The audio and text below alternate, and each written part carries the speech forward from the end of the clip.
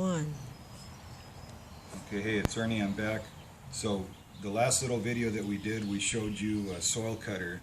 We were attempting to cut this cast iron pipe that I removed from the house yesterday with a chain cutter, and all it did was crush the pipe. So what I did is I went and got my Makita angle grinder, and I put a metal cutoff bit on it and cut this one, and you can see it cut it like cheese. So I'm going to show you how that works. I'm going to cut a piece over here.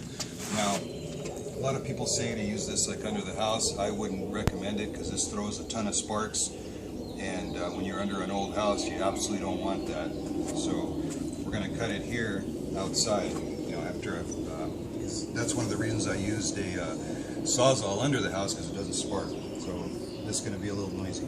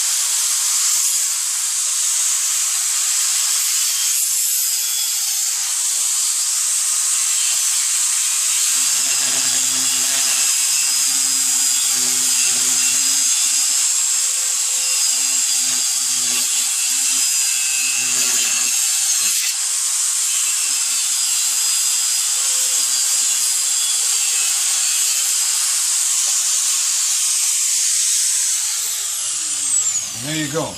So it cut it like cheese, but the wheel's gone.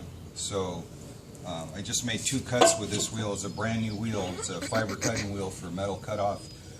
So we're off to Home Depot to go and return that pipe cutter, that chain pipe cutter that didn't work, and we're going to go buy a bunch of these cutoff wheels. So it looks like I'll get 2 cuts per wheel, but this is a lot less expensive than buying Sawzall blades or cast iron Sawzall blades to do this kind of work. But this will do the job, and basically all this is scrap anyways. I don't care, and not something I would recommend under the house, however, because all this, you saw all the sparks, and if you've got dry wood under your house, as most of us do, you're just asking for it with something like this, unless you wet everything down. So that's it. Again, hope this helps somebody. Take care.